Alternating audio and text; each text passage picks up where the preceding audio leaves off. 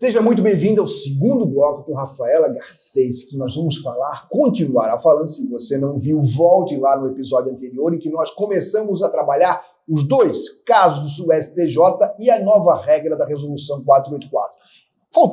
Faltou dizer, né, Rafa, que lá nós tínhamos uma última questão, que na justiça do perfilamento nós temos ainda a questão, entre aspas, né, de etnia e raça, que é a equivalência. Eu não posso comparar duas pessoas que têm todas as conformações biológicas e diferenciadas. Não posso comparar a Rafa comigo, porque quem for reconhecer... Claro, eu sou muito mais bonita. Né? Isso eu não tenho dúvida nenhuma, né? Afinal de contas... O marido dela está aqui e você tem que confirmar, senão vai apanhar. O marido e o Thiago também está aqui, já tirou sarro da minha careca. Imagina, a pessoa vai dizer, era fácil, era careca, eu não era careca, era mais fácil de acontecer esse fundo piscina, como diria. E aí, feito isso, a gente vai para um segundo momento. Em 2018, entrou em vigor a Lei Geral de Proteção de Dados.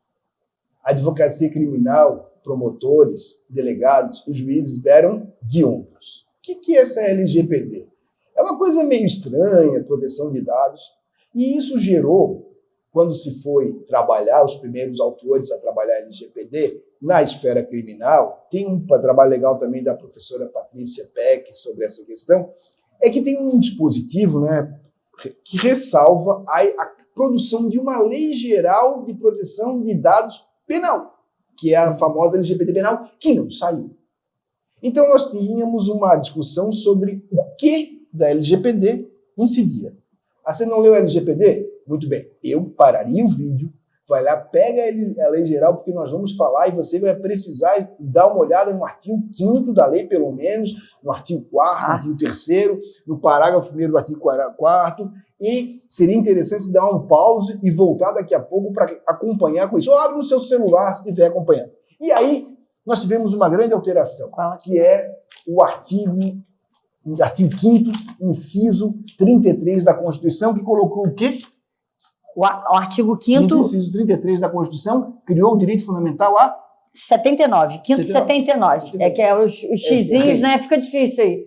5º 79, o direito fundamental à proteção de dados, né? A emenda constitucional é recente. E você vê, Alexandre, não sei se você já vê alguns trabalhos que tratam também, sequer conhecem que houve essa emenda constitucional que trouxe esse direito fundamental. Nós temos também, né, já esse reconhecimento do direito fundamental à proteção de dados em ações diretas de inconstitucionalidade, né, de relatoria da ministra Rosa Weber, que tratou do caso do IBGE, que é bem interessante também, porque é naquela perspectiva que a gente acha, existem dados que não são relevantes, que não há um tipo de ingresso na privacidade, né, na liberdade individual. E nesse caso, que é bem interessante, com a pandemia, houve uma medida provisória querendo que as operadoras de telefonia móvel e também de telefonia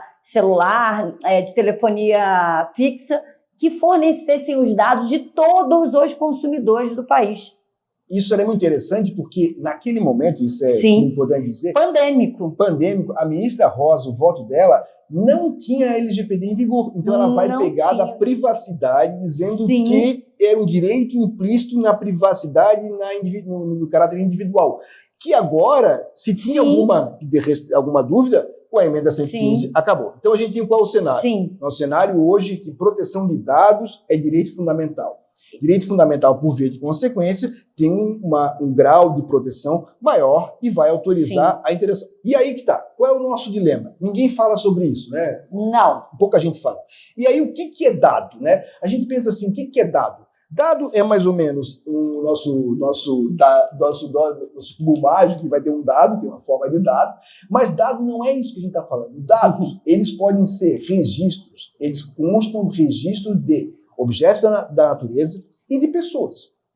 Mas eu posso fazer um registro da Rafa, dizendo que ela chama-se Rafaela Garcês, é defensora pública, e aí quando começam as questões. Quando eu qualifico a Rafa e coloco CPF, isso é um dado pessoal, e registro, eu coloco endereço, gênero, etnia, Orientação sexual. Ah, tá. Você está falando dos sensíveis. Sim. Dos sensíveis. Então, quando eu começo a fazer isso, eu crio um avanço sobre algo que é dela. E aí que é o nosso ponto. E a imagem? É tua ou é do Estado? Exatamente. Essa é a pergunta. Né? Conta para nós o que... Então, nesse artigo aí, né, eu pensei, nesse atributo, né? Esse atributo é um atributo da personalidade. E a partir dele, como nós conseguimos pegar numa foto sozinha, Alexandre, eu consigo pegar dados biométricos e dados também de raça, de etnia. Então, se o artigo 5º, inciso 2, diz que os dados sensíveis vão trazer da LGPD, vamos lá, né? LGPD para o pessoal que não ainda não estudou. Então, quando eu estou falando aqui, os artigos são da LGPD. Quando eu estou trazendo essa imagem, eu estou trazendo esses dados biométricos de raça e eles são dados sensíveis e são, portanto, têm uma proteção especial. A gente já tem a proteção, a gente já tem o regramento, a gente tem proteção de dados. Esses dados são direitos fundamentais e, por isso, eles têm duas regras para que, de alguma forma, você interfira. Não existe nenhum direito absoluto, mas para você interferir nessa esfera privada, né, que a Rosa teve que trabalhar a partir de uma percepção de esfera privada, e hoje a gente já tem a proteção de dados constitucional, a gente tem que pensar numa coisa: reserva de lei e a vedação ao excesso. E a própria lei, por isso que é importante, né, Alexandre, quando a lei fala no seu artigo 4º, que, e aí eu acho, no parágrafo, no 3º, que excepcionaria aí, em tese, em relação à segurança pública e persecução penal, investigações penais, o que a gente tem que perceber ela traz essa exceção daquela, porque está dizendo assim, a gente vai ter que ter um regramento específico. Sim, mas no próprio parágrafo ela vai dizer, olha, mas só vai poder, a gente vai ter que seguir as normas gerais da lei geral e, além disso, nós vamos ter que o quê? As intervenções vão ter que ter proporcionalidade e vão ter que seguir o estrito interesse público.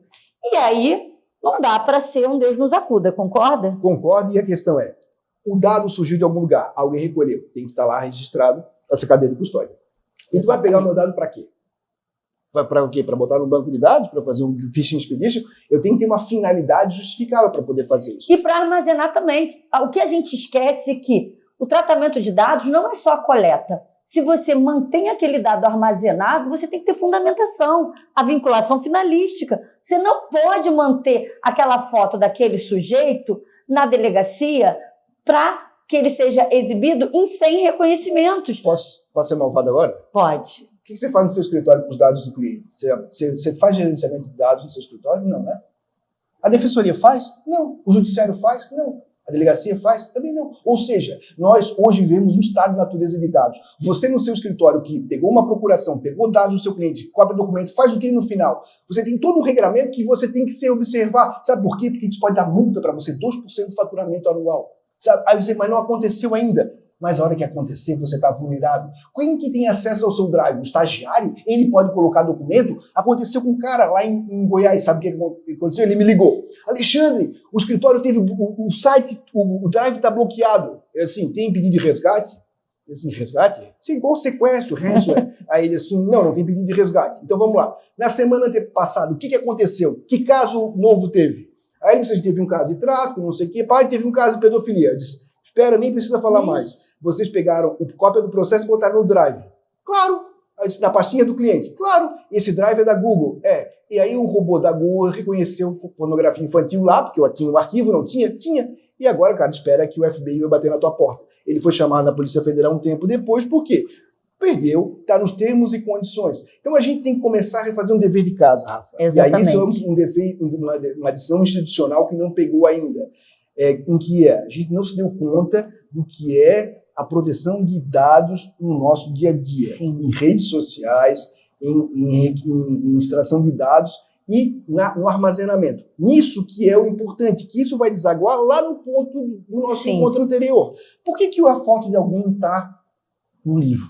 Como é que ela chegou? Quem guardou? Quando é que foi coletado? Conta um pouco sobre nós aí, sobre isso e o desafio do Tiago Gomes. Viana Gomes, né?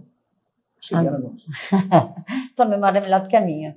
Prova dependente da memória aqui, tá difícil, gente. Olha só como é, ela escreveu o artigo, foi ela que entrou com o mandado de segurança e nós estamos aqui na dúvida se é um discutindo o nome. Mas é importante também para a gente não invisibilizar essas pessoas. Elas têm nome, elas têm histórias, isso é muito importante. Mas esse caso aqui é muito clássico dessa situação, desse uso abusivo da imagem aí, que nós poderíamos aí discutir em vários casos de reconhecimento fotográfico. A gente pode, eu acho, e até a resolução fala a fonte da prova, a gente pode trabalhar com critérios também relativos à cadeia de custódia, né?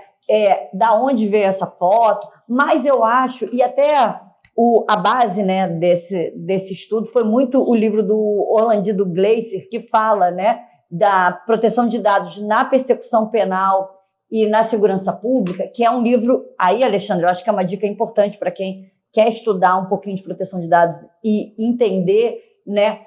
A gente não precisa, às vezes, tratar de cadeia de custódia como a gente vai tratar quando a gente trouxer o sistema de proteção de dados, porque ele vai regrar, sim, a coleta dessa imagem, o armazenamento, depois a forma como se você vai poder compartilhar, que também isso aí é um grande problema que a gente nem consegue chegar aqui.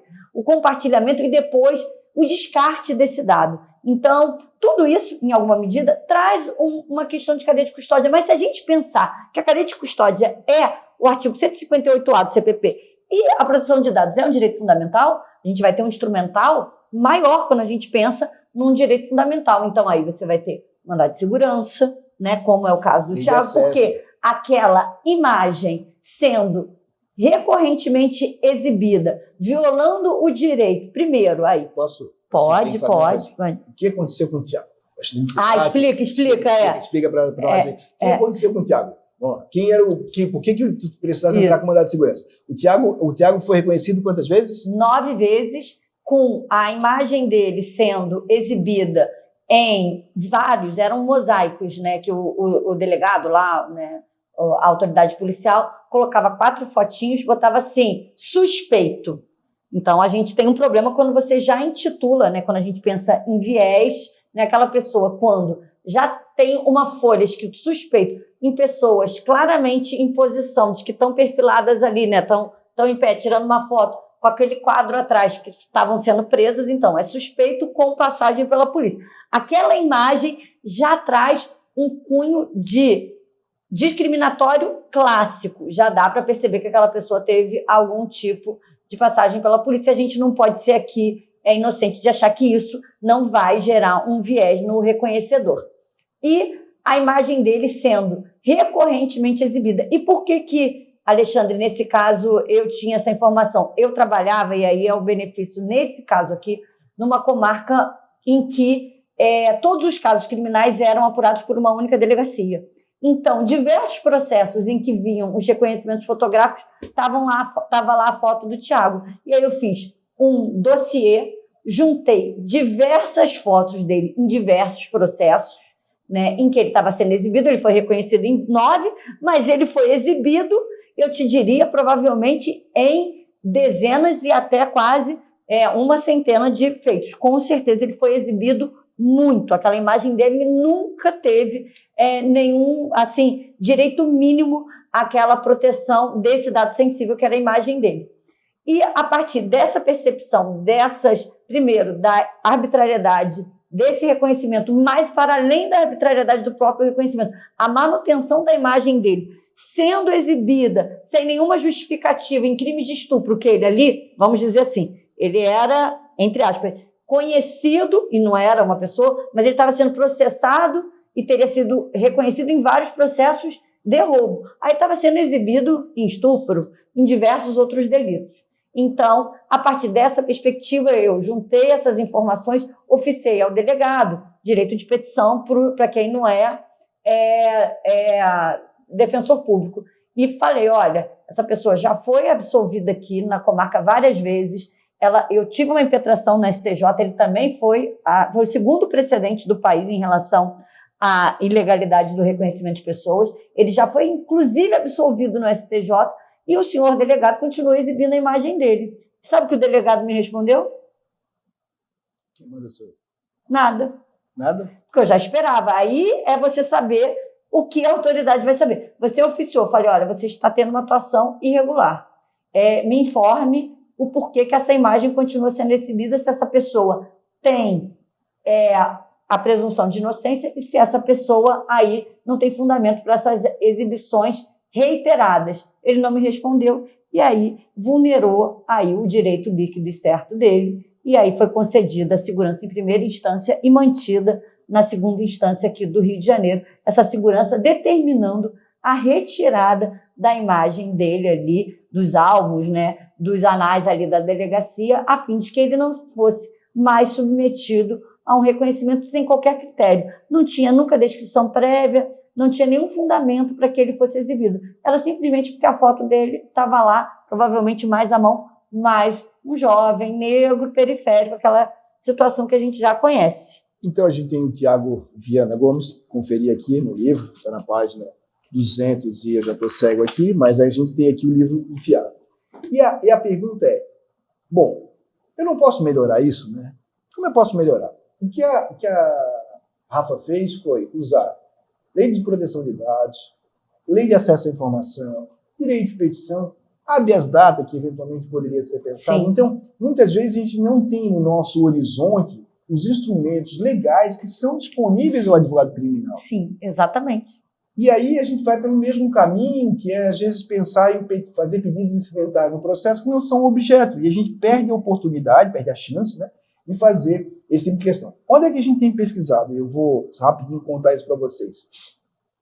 No mundo tem alguns aplicativos hoje que procuram fazer o quê? Primeiro, grau de semelhança. Eu não posso ter pessoas muito iguais, porque isso seria injusto com a vítima. Sim. Mas também tem que ter não posso ser muito díspares. Qual é o padrão disso tudo? Então a gente pode usar, a gente tem uma clínica, não vamos falar sobre reconhecimento facial, de máquina, rua e tal, mas a gente tem hoje a possibilidade de criar estándares de equivalência, de um padrão mínimo de comparação e também excluir os muito parecidos. O Arthur, o meu filho, abriu o celular com o rosto dele porque é tão parecido comigo que abre o celular, tão parecido que é. E isso tem que ter uma repercussão um pouco maior. E aí eu acabei não respondendo na versão passada, o reconhecimento facial não é, o reconhecimento de pessoas não é a única prova, é subordinada ao conjunto probatório. Sim. Mas nesse contexto, o que se tem feito é buscar. Se eu quero colocar alguém, assim como a gente tem o reconhecimento de pessoas em que as técnicas apontam que eu não posso apresentar uma pessoa só, que é muito injusto, se eu apresentar vários, o primeiro nunca pode ser o que é o suspeito. Eu tenho que fazer o quê? A máquina pode randomizar a partir de um banco de dados e aleatoriamente trazer. Quando eu tenho essa substituição do álbum de fotografia para o digital e eu tenho um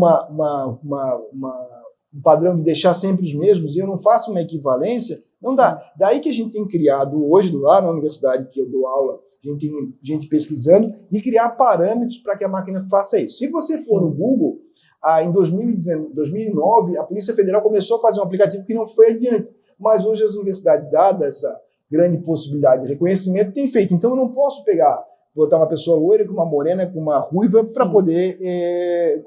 Senão a gente não tem um perfilamento justo, né? Porque vai ter o que a gente chama de destacamento. E da mesma forma que a exibição fotográfica, se nós entendermos que ela é permitida, da imagem ali, ela vai ter que ter alguma fundamentação para que aquela imagem, se a gente pensar a partir da Lei Geral de Proteção de Dados, vai ter que ter alguma fundamentação, aquela autoridade vai ter que justificar o porquê, porque a suspeita tem que estar ali concretizada em algum elemento para aquela pessoa ser exibida. Os outros não suspeitos vão ter que ser feita uma colheita melhor, idealmente, em bancos aí que seriam, digamos assim, neutros e não de pessoas ali com algum tipo de antecedente. Acho que isso seria importante, né? Então, essa sistematização para que nós evitemos que haja uma violação ao direito fundamental e também que pessoas sejam sistematicamente reconhecidas sem o mínimo de, vamos dizer assim, de cumprimento ali de estándares para essa exibição, a gente está criando um problema que viola diversos direitos fundamentais dessas pessoas, só que nós temos a prática que sempre se recorreu. E aqui no Rio, Alexandre, a gente tem um problema, não sei se em outros lugares, é que você ficou, e a gente sabe da sobrecarga de trabalho, mas muitas vezes, para você resolver um caso penal, você simplesmente ouvia a vítima, mostrava o alvo de suspeitos, acabava o inquérito. E isso gerava o quê? Eficiência da delegacia. Então, eu sou uma delegacia eficiente. Eu estou aqui, os inquéritos aqui, e você depois vai perceber que era sempre o mesmo modus operandi, o mesmo mosaico, a mesma coisa, pelo menos eu tive essa percepção. Então, para mim, foi fácil, digamos assim, perceber que tinha alguma coisa muito errada acontecendo, porque os casos se repetiram, né? Então, isso facilitou essa visualização de que a delegacia estava agindo mal, e o caso de Thiago ficou muito claro porque aquela imagem dele que foi usada, e aí também é importante a gente, como você falou, da onde vem essa imagem? Você não pode captar uma imagem de uma pessoa que foi presa e guardar nos arquivos pessoais do seu WhatsApp, enviar para alguém ali que trabalha na delegacia para ter aquele dado. Você não pode ir lá imprimir um monte de imagem que você tirou e botar. Teve esse ator que botaram, não foi? Sim, o Jordan lá. E você não pode não ter critério nenhum. Então, o que a gente vê é isso, a ausência de critérios para que aquela imagem seja exibida e também a ausência de critérios para que aquela imagem permaneça sendo exibida. Então, são sempre as mesmas pessoas. Se você for ver a prática, que agora nós evoluímos, mas antes o estado das coisas eram sempre as mesmas pessoas, sempre sendo exibidas. A chance daquelas pessoas serem reconhecidas é muito maior do que alguém, claro, que não está ali naquele malfadado álbum de suspeitos, que a gente tem que falar isso. O próprio nome dele, né, já traz um viés indutor, porque você vai saber que aquelas pessoas tiveram passagem pela delegacia. A gente não tem como falar tudo, e a gente só vai dizer assim, ó, o que é legal? Tem assim, quem conduz o reconhecimento não pode saber quem é a pessoa. A gente tem alguns cuidados posteriores. Sim. Como a gente pode garantir a conformidade? Muitas vezes não vai saber, não vai ter como garantir, porque não é gravado, não é filmado, não tem mecanismo de controle. Mas aí como você vai perguntar para a vítima, e aí que é o ponto, você vai numa sala de audiência. Sim. Então, você tem que ser cuidadoso, acolhedor da vítima, e tem que perguntar para ela se houve o reconhecimento sobre como foi. Isso é essencial. Quem que foi apresentado? Houve um contato? Quando na hora do procedimento de reconhecimento, a autoridade fez. Ela já tinha conversado com você antes, ela estava conduzindo as investigações. Então, nisso, lá no Guia Novo, a gente faz uma série de perguntas que ajudam a esclarecer. A gente não está dizendo que está certo ou errado o resultado, mas sim o procedimento, e como diria o Aurei Fitness agora, ele está marombeiro, que forma e garantia. Forma e garantia, ele está garantindo a forma. Está garantindo a forma. Então, essa é a brincadeira que a gente faz, mas no sentido de levar a sério. Quantos anos ele tinha sido condenado, Rafa? O que aconteceu, Alexandre, como eu atuei nos casos dele desde o início, o que aconteceu? Eu obtive diversas absolvições dele no juízo de primeira instância. Só que houve, né, alguns casos em que o Ministério Público recorreu. Num deles, ele foi condenado a, eu acho que foi 8 anos, e na Câmara, só que foi por maioria, e nós conseguimos reverter em embargos infringentes. Foi um caso bem difícil também, porque o Tribunal, né, do Rio não se apoia tanto no que o STJ vinha entendendo. E o outro, ele tinha sido condenado também a 6 anos, só que esse transitou em julgado porque eu não acompanho o caso aqui, a Defensoria do Rio de Janeiro, a gente não acompanha na segunda instância. E aí, quando eu recebi a notícia da condenação dele, eu impetrei esse habeas corpus revisional, que eu também posso disponibilizar também a peça, né, porque foi aceito ali um habeas corpus revisional no que tange ao reconhecimento de pessoas, que foi julgado pelo ministro Sebastião Reis, e é o segundo precedente do país. O primeiro é o do ministro Schett, esse é o segundo do ministro Sebastião Reis. E o que acontece? Isso é a ideia do game changer, o changer, que o meu inglês macarrônico é muito legal, mas aqui a gente fala, se falar a pronúncia oficial, não acaba não entendendo. A ideia básica é: quem é que faz isso? Quem pode entrar no jogo e mudar a história? Não se trata de um defensor ou de um advogado, mas alguém que consegue ver, onde todo mundo olha aquilo que é o detalhe, que faz a diferença. Essa é a nossa preocupação. Melhorar a qualidade de decisões justas, mas transformar alguém que possa, enquanto todo mundo está vendo uma normalidade, identificar uma diferença. Essa é a função da nossa comunidade, melhorar não só para acolhimentos justos do ponto de vista do resultado, mas também da diferença. E a Rafa fez a diferença na vida do Thiago, que poderia estar mufando. Sim, com 2 condenações aí bem graves, né? De roubo e fatos que ele não... E pior, né, Alexandre? Continuar com a liberdade dele cerceada, porque com a imagem dele permanecendo sendo exibida, a liberdade dele plena nunca tinha sido restituída. Só foi no momento em que a imagem dele foi retirada do álbum de suspeitos. E aí é um outro mercado, porque, embora a gente não tenha o esquecimento, tem a desindexação, tem a possibilidade de retirada dos álbuns, e a Maria me trouxe aqui a Polaroid, né? Trouxe para nós a Polaroid, que é uma maquininha que tu bate a foto e ela sai aqui. Vamos tirar aqui ao vivo? Será que tá com bateria, gente? Não sei se tem bateria. Se tiver bateria, a gente já faz um exemplo. Ó, quem sabe faz ao vivo, hein? Ó. Aí, ó. Bateu a foto do Mina. Vamos tirar do Mina aqui? Do Mina e do Márcio aí, ó. Vamos ver se tá... Tá sem bateria! Quem sabe não faz ao vivo, gente. Tem que preparar para você ver. É porque a memória tá ruim aqui. Mas, ó, a gente tentou aqui e tá aqui, ó. Não é... E eu vou, só para finalizar, eu tô aqui, ó, Alexandre, vou falar mais uma coisa. E eu acho que nessa coisa, teoria do jogos que você traz, né?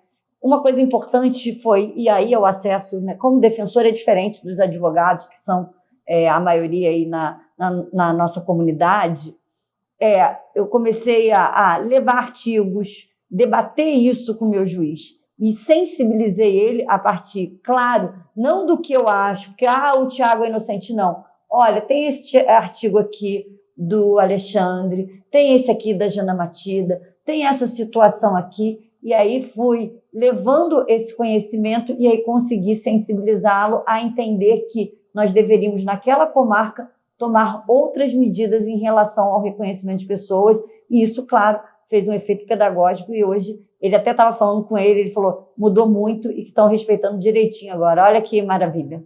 Maravilha, então é isso, aprender a jogar, né, como diria a música clássica da Elis Regina, né? Vivendo e aprendendo a jogar, nem sempre ganhando. Nem sempre perdendo, mas aprendendo a jogar, que ficou ótimo na versão da Fernanda Abreu, que toca lá no Spotify.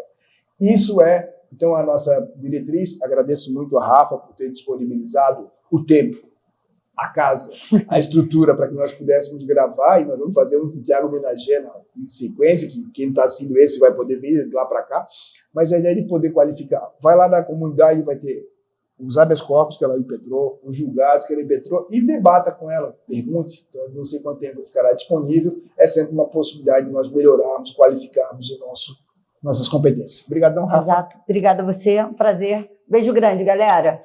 Até mais.